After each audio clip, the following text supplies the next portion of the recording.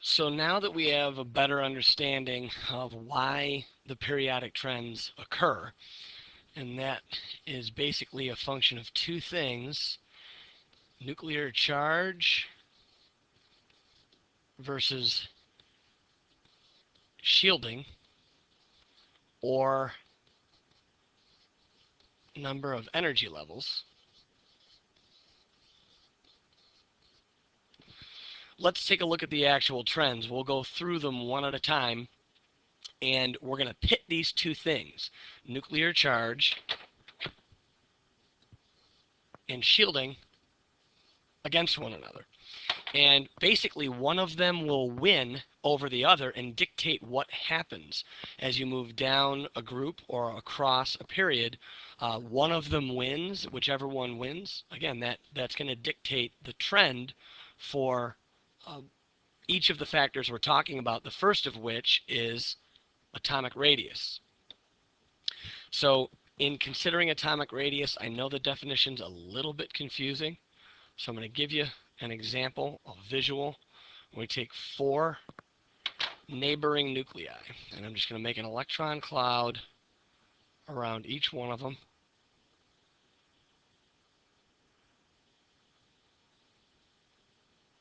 Okay, and what we're going to do is look at, it's really difficult to try to measure the distance out from the center of a nucleus to the outermost part of the valence shell. That's really kind of an undefined area. It's tough to tell where does one atom of an element end. What's a lot easier to do, that scientists can do and often do, is measure the distance between those nuclei. Okay? They can determine how far apart these dense positive nuclei are from one another, and then just cut that distance in half. Now you have a radius, the distance out from the center of the nucleus to the outermost part of its valence shell. But the way they go about it is why we actually have the definition we do, half the distance between neighboring nuclei, because measuring the distance between the nuclei is the easiest way to go, one of the easiest measurements we can get. Cutting that in half then gives us a radius. So now we'll move on and discuss what happens as you move down a group and across a period. Now, if you take a look at the periodic table that we have here, it's kind of an abbreviated version.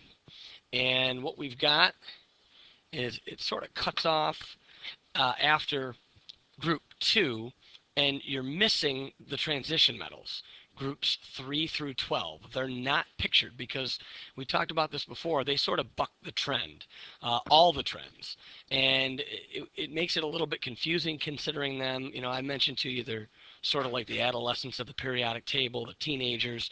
They're unpredictable. We don't know how they're going to behave unless we know what they're with, and that's a true statement. And since they buck the trends, we just kind of ignore them because a trend's an overall thing anyway.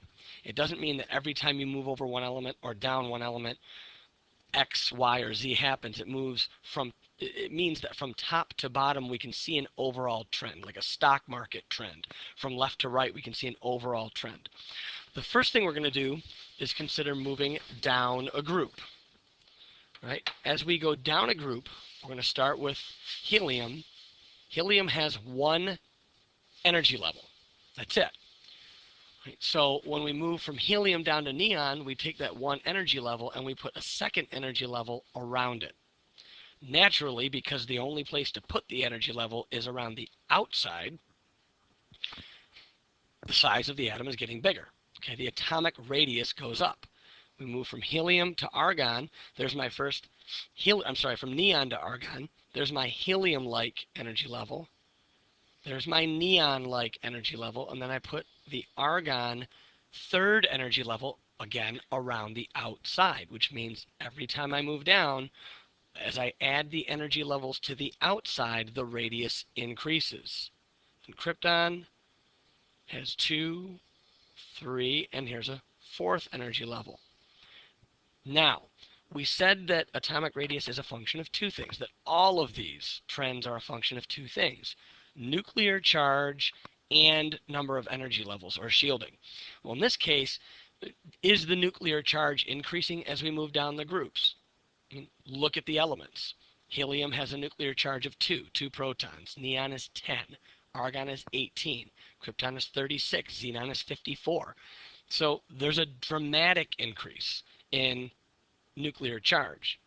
However, we also said that when both things are in play, nuclear charge and number of energy levels, it's a competition.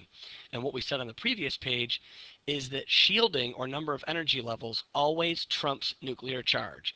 So if the shielding or number of energy levels increases, that wins. In this case, we have both nuclear charge increasing, which I don't even picture here. I don't even include it because it gets trumped. What actually wins out, the reason that the atomic radius increases as we move down a group, is because the number of energy levels increases. They're added to the outside. This takes up more space. So that's why I didn't even bother including nuclear charge, even though it does increase. It gets beaten out by the number of energy levels increasing. Now we look at atomic radius, and now we're moving across a period instead of down a group. As you move across a period, by definition, you're in the same period, which means you have the same number of energy levels. So the number of energy levels remains the same. Same number of energy levels. No increase in shielding. Also, every time you move over, you add 1 proton. So what you're doing is increasing nuclear charge and keeping the number of energy levels the same. That being said, nuclear charge is competing against nothing. So if the nuclear charge increases, we already said the effect that has is to pull things more tightly, and there's nothing to offset it.